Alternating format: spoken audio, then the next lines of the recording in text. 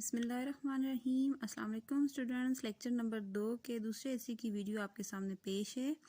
اس کے پہلے حصے میں میر مہدی مجروح کے نام غالب نے جو خط لکھا تھا، اس میں سے ہم نے اہم اصطلاحات اور اہم نکات کا ذکر کیا تھا۔ بچوں، میں نے جیسا کہ آپ کو پہلے بھی بتایا تھا کہ دوسرے حصے میں ہم اس خط کی ریڈنگ کریں گے اور ساتھ ہی تشریح طلب نکات کی وضاحت بھی کریں گے تاکہ خط کو سمجھ کر آپ خود اس کی تشریح کر سکیں۔ تو چلیں سٹارٹ کرتے ہیں۔ غالب کا خط میر مہدی مجروح کے نام۔ بچوں، میں نے آپ کو غالب کی مکتوب نگاری کی خصوصیات میں بتایا تھا کہ غالب نے جدید نثر کی بنیاد ڈالی۔ اردو ادب اور فارسی میں پہلے بھی مکاتیب لکھے جاتے تھے، یعنی غالب سے پہلے بھی مکاتیب لکھے جاتے تھے، لیکن ان میں بہت لمبے القاب و اداب اور بڑی بڑی مشکل قسم کی عبارتیں لکھی جاتی تھیں۔ لیکن غالب نے ان القاب و اداب کو ختم کر کے بے تکلفی اور شوخی کو رواج دیا اور ساتھ ہی مشکل قسم کی عبارات اور کو ختم کر کے اپنی نثر میں چھوٹے چھوٹے اور سادہ فکروں کو اپنایا۔ اب یہ خط جو ہے میر مہدی مجروح کے نام انہوں نے لکھا، تو آپ کو میں نے بتایا تھا کہ غالب نے ڈائریکٹ کوئی القاب و اداب نہیں لکھے۔ اب میر مہدی مجروح کو انہوں نے جو خط لکھا ہے، آپ دیکھ سکتے ہیں کہ اس میں انہوں نے میر مہدی مجروح کو ایسے مخاطب کیا ہے جیسے کہ میر مہدی ان کے بالکل سامنے بیٹھے ہوں اور ان سے بات کر رہے ہوں۔ تو یہاں پر کیا لکھتے ہیں؟ مار ڈالا یار تیری جواب طلبی نے، اس چرخے کا رفتار کا برا ہو، ہم نے اس کا کیا بگاڑا تھا، ملک و مال جاؤ جلال کچھ نہیں رکھتے تھے، ایک گوشہ و توشہ تھا، چند مفلس بے نوا ایک جگہ فراہم ہو کر کچھ ہنس بول لیتے تھے۔ اب آپ کو میں اس پیراگراف کی تشریح کر کے بتاتی ہوں۔ غالب نے میر مہدی مجروح کو 50 سے زیادہ خط لکھے ہوں گے تقریباً۔ تو جب بھی غالب میر مہدی مجروح کو خط لکھتے، میر مہدی پھر ان کو کہتے کہ مجھے اس خط کا جواب دینا ہے۔ تو یہاں پر غالب نے کچھ تنگ ہو کر کچھ بیزاری سے ان کو کہا ہے کہ میں تمہارے خطوں کے جواب دے دے کر تھک گیا ہوں، اوپر سے حالات کیا بنے ہوئے ہیں۔ حالات کا ذکر انہوں نے اس لیے کیا ہے کیونکہ آپ کو پتہ ہے کہ جس وقت غالب جو تھے بہادر شاہ ظفر کے دربار سے منسلک تھے، تو ظاہر ہے وہ آخری مغلیہ بادشاہ تھے اور انگریزوں نے ان کی بادشاہ تقریباً غالب کے زمانے میں ختم ہونے والی تھی۔ انگریزوں نے بہادر شاہ ظفر کو قید کر کے رنگون بھیج دیا اور ملک پر اپنا قبضہ کر لیا، اور ہر طرف حالات جو تھے بڑے خراب تھے۔ مسلمانوں کو بڑی بے دردی سے قتل کیا جاتا تھا اور ملکی حالات بے حد خراب تھے۔ تو غالب جو تھے آج کل انہی حالات کا شکار تھے۔ تو اس خط میں بھی ان کی جو دلی کی اجڑنے کے تھوڑے بہت حالات ہیں وہ سامنے نظر آتے ہیں۔ یہاں پر وہ لکھتے ہیں اس چرخے کا رفتار کا برا ہو۔ چرخ کہتے ہیں آسمان کو، کج کہتے ہیں ٹیڑے کو، اور رفتار کہتے ہیں چال کو۔ اب چرخے کا رفتار کا مطلب یہ ہے کہ اس آسمان کا برا ہو، ٹیڑھی چال چلنے والے کا، یعنی شاعر اور ادیب جتنے بھی ہوتے ہیں یہ ہمیشہ جو ہیں آسمان کو مورد الزام ٹھہراتے ہیں، یعنی جب بھی ان پر مشکل قسم کے کوئی حالات آتے ہیں تو وہ آسمان پر گلہ کرتے ہیں، کیونکہ وہ سمجھتے ہیں کہ مصائب جتنے بھی آتے ہیں وہ ہمیشہ اوپر سے آتے ہیں۔ اوپر سے مطلب آسمان سے، چونکہ وہ براہ راست اللہ تعالیٰ سے کوئی شکوہ شکایت تو کر نہیں سکتے۔ اس طرح اگر وہ ڈائریکٹ اللہ تعالیٰ کو کوئی الزام دیتے ہیں، کوئی برے الفاظ کہتے ہیں یا کچھ کہتے ہیں، تو کفر اور گستاخی کا الزام لگنے کا ڈر ہوتا ہے۔ اس لیے جتنے بھی ادیب اور شعراء ہوتے ہیں وہ اکثر کنایہ کی آڑ میں، یعنی اشاروں کنایوں میں بات کرتے ہوئے اپنی بدقسمتی، جتنے بھی ان کے خراب حالات ہوتے ہیں، ان کا الزام، ان کا جو ذمہ دار جو ہے وہ آسمان کو ٹھہراتے ہیں۔ اور یہاں بھی آسمان کی گردش کو اسی لیے ٹیڑھا کہا ہے، جس سے مراد مصنف پر پڑنے والی مشکلیں اور مصیبتیں ہیں۔ تو آگے مصنف لکھتے ہیں کہ آگے انہوں نے ایک شعر لکھا ہے، سو بھی نہ تو کوئی دم دیکھ سکا اے فلک، اور تو یہاں کچھ نہ تھا مگر ایک دکھنا۔ یہ شعر خواجہ میر درد کا ہے۔ بچوں، آپ کو خواجہ میر درد اور میر تقی میر میں تھوڑا فرق کرنا ہوگا۔ میر تقی میر ایک الگ شاعر ہیں اور خواجہ میر درد جو ہیں وہ الگ ہیں۔ تو یہ والا شعر جو ہے خواجہ میر درد کا ہے. یہ اس شعر میں انہوں نے آسمان کو مخاطب کرتے ہوئے کہا ہے کہ اے آسمان، اس دنیا میں ہمارے لیے واحد کام کرنے کو یہی ہے کہ ہم دنیا میں آئیں اور صرف اس دنیا کا نظارہ کریں. یعنی شاعر کے کہنے کا مطلب یہ ہے کہ اللہ تعالیٰ نے یہ خوبصورت کائنات، یہ خوبصورت دنیا ہمارے لیے بنائی ہے، تو ہمارا کام کیا ہے کہ ہم دنیا میں آئیں اور اس کی خوبصورتی کو دیکھیں، اس کے نظاروں کو دیکھیں. مگر کہتے ہیں کہ میری بدقسمتی یہ ہے کہ میں نے ایک پل کے لیے بھی اس دنیا کی رونقیں نہیں دیکھی. یعنی شاعر کہتے ہیں کہ میں نے جب سے میں دنیا میں آیا ہوں مجھ پر اتنی مصیبتیں اور مشکلیں آئی ہیں کہ مجھے ایک لمحہ بھی نہیں ملا کہ میں اس دنیا کی رونقوں کو دیکھ سکوں، اور نہ ہی مجھے ایک لمحے کے لیے کوئی خوشی نصیب ہوئی ہے. کہتے ہیں کہ میں نے زندگی میں آ کے ہمیشہ دکھ ہی دکھ دیکھے ہیں. آگے لکھا ہوئے یہ شعر میر درد کا ہے. کل سے مجھ کو میکش بوجھ یاد آتا ہے. میں نے آپ کو بتایا تھا اصطلاحات میں کہ میکش کون ہے. ویسے تو میکش کا لفظی مطلب میں نے آپ کو پہلے بتایا تھا کہ شراب پینے والا ہے، لیکن یہاں پر مراد میکش سے مراد جو ہے وہ میکش جو ہیں میر احمد حسین ہیں، جو کہ دہلی کے رہنے والے تھے. تو کہتے ہیں کہ مجھ کو میکش بوجھ یاد آتا ہے. یعنی میکش کو کے ساتھ کیا ہوا تھا کہ ان کو کسی انگریز نے 1857 کے جو ہنگامے ہوئے تھے جب دلی اجڑی تھی، تو اس وقت کسی انگریز نے میکش کو گولی مار دی تھی اور وہ شہید ہو گئے تھے. آگے لکھتے ہیں سو صاحب.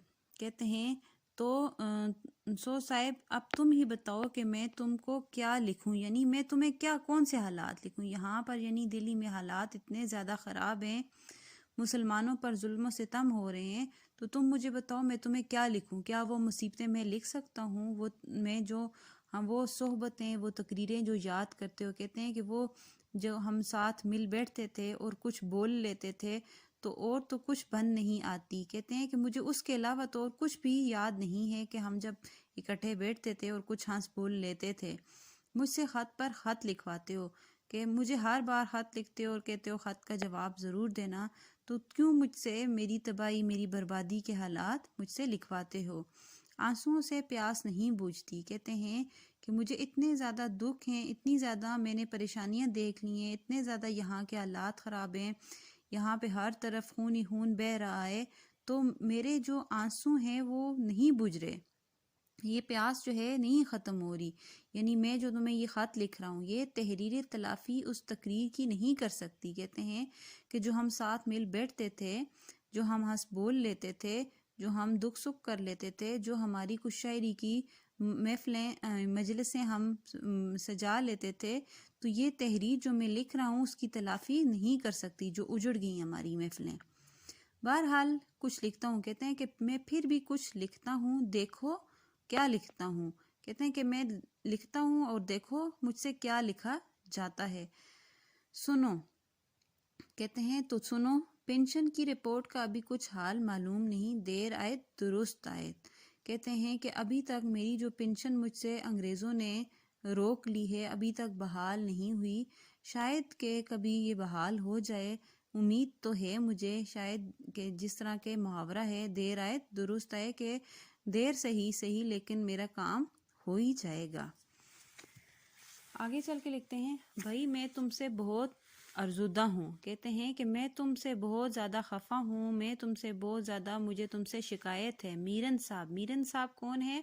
میں نے آپ کو بتایا تھا کہ میر افضل ان کا اصل نام ہے. میر مہدی مجروح کے بھائی تھے. غالب نے اپنے خط میں میرن صاحب کے میر افضل کو میرن صاحب لکھا ہے. تو کہتے ہیں میرن صاحب کی تندرستی کے بیان میں نہ اظہار مسرت نہ مجھ کو تہنیت کہتے ہیں مبارکباد کو. چونکہ غالب کو یہ اپنے دوست بہت زیادہ عزیز تھے تو ان کی بیماری پر یہ بہت زیادہ افسردہ ہو گئے تھے. تو جب وہ صحتیاب ہوئے تو میرن صاحب جب میر مہدی مجروح سے ان کی صحتیابی کے بارے میں خط میں پوچھا تو انہوں نے خط کے جواب میں کچھ خاص طرح سے نہیں جواب دیا.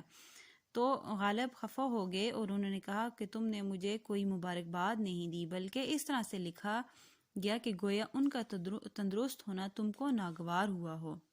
یعنی تم نے اس طرح سے ان کے صحت یابی کے بارے میں لکھا ہے جس طرح کہ تمہیں ان کا صحت یاب ہونا اچھا نہیں لگا۔ لکھتے ہو کہ میرن صاحب ویسے ہی ہو گئے جیسے آگے تھے۔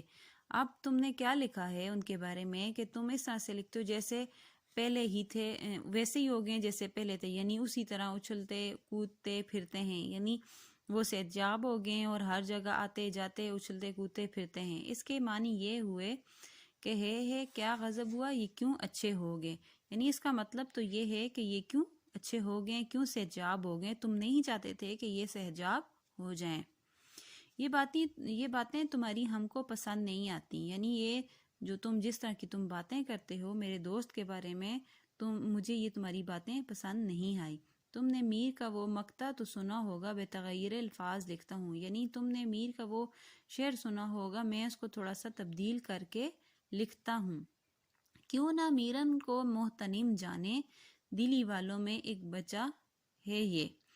اب یہ والا شعر جو ہے یہ میر تقی میر کا ہے، ٹھیک ہے۔ اس شعر میں غالب نے میر کی جگہ میرن صاحب کا نام لکھ دیا ہے۔ کس کی جگہ؟ میر کی جگہ یہاں پر میرن صاحب کا نام لکھ دیا ہے۔ اور آگے لکھتے ہیں اگلے لوگوں کے بجائے انہوں نے کیا لکھا ہے؟ دلی والوں کو۔ اگلے لوگوں میں ان کا جو نیچے یہ شعر آپ کو نظر آ رہا ہے، اس کی وضاحت بھی میں کروں گی۔ یہاں پہ انہوں نے دیکھیں آپ تو یہاں پہ اگلے، اس شعر میں دیکھیں میر کو کیوں نہ محتنم جانے، لیکن یہاں پر انہوں نے کیوں نہ میرن کو محتنم جانے، جب انہوں نے اس شعر کو چینج کیا تو یہاں پر میر تھا اور انہوں نے یہاں پر میرن لکھ لیا ہے، اور یہاں پر ہے اگلے لوگوں میں، اور یہاں پر انہوں نے کیا لکھ لیا؟ دلی والوں میں۔ تو کہتے ہیں میرن کی جگہ انہوں نے میر کی جگہ انہوں نے میرن صاحب کا نام لکھ کر اور اگلے لوگوں کے بجائے دلی والوں لا کر میرن صاحب کی تعریف بیان کی ہے کہ میرن صاحب ہی پوری دلی میں ایک ایسے شخص بچے ہیں جن کو لوگ قدر و منزلت کی نگاہ سے دیکھتے ہیں، یعنی میرن صاحب کی شخصیت ایسی ہے کہ جتنے بھی دلی والے لوگ ہیں وہ ان کی بہت زیادہ عزت کرتے ہیں، بہت زیادہ ان کی تعریف کرتے ہیں اور بہت زیادہ ان کو چاہتے ہیں۔ میر تقی میر کا یہ انہوں نے اپنے بارے میں، شاعر جو میر تقی میر ہیں انہوں نے اپنے بارے میں کیا لکھا ہے اس کو بھی پڑھ لیتے ہیں۔ میر کو کیوں نہ محتنم جانے، اگلے لوگوں میں ایک رہا ہے یہی۔ اس شعر میں میر تقی میر نے اپنا خاص جو فخریہ لہجہ ہے، یعنی میر کی جب بھی آپ شاعری پڑھیں تو ان کو اپنے بارے میں وہ کافی فخری انداز میں وہ لکھتے ہیں۔ یہاں پر بھی انہوں نے اپنا ذکر جو ہے فخری انداز میں کیا ہے کہ دنیا کے لوگ میر کو قابل قدر اور ایک غنیمت کیوں نہ تصور کریں، کیونکہ جتنے بھی گزرے ہوئے لوگ ہیں ان میں سے ایک یہی ہے، یعنی جتنے بھی اچھے لوگ گزرے ہیں ان میں سے جو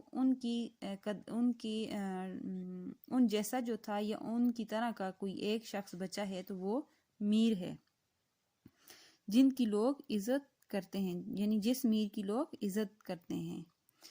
میر کی جگہ میرن اور رہا کی جگہ بچا، کیا اچھا تصرف ہے، یعنی کیا اچھی میں نے تبدیلی کی ہے۔ ارے میاں، آگے کہتے ہیں ارے میاں تم نے کچھ سنا بھی ہے، کل یوسف مرزا کا خط لکھنؤ سے آیا۔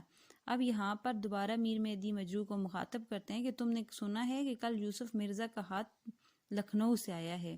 یوسف مرزا کے بارے میں بچوں میں نے آپ کو بتایا تھا کہ ان کا نام جو تھا ناصر الدین حیدر خان تھا اور حسام الدین حیدر خان کے نواسے اور حسین مرزا کے بھانجے تھے۔ شاعری میں غالب کے شاگرد تھے اور وہ اپنا تخلص کیا استعمال کرتے تھے؟ ناصر۔ تو کہتے ہیں ان کا خط آیا، وہ لکھتا ہے کہ نصیر خان عرف نواب خان والد ان کا دائم الحبس ہو گیا ہے۔ اب یہ جو نصیر خان ہے یہ یوسف مرزا کے کیا لگتے ہیں؟ یوسف مرزا کے والد ہیں، ٹھیک ہے۔ کہتے ہیں کہ انہوں نے لکھا ہے کہ ان کو عمر بھر قید ہو گئی ہے، حیران ہوں کہ یہ کیسی مصیبت آ گئی ہے۔ کہتے ہیں کہ میں اس بات پر بہت زیادہ حیران ہوں، بہت زیادہ پریشان ہوں کہ یہ کیسی آفت آ گئی ہے، کیسی پریشانی آ گئی ہے۔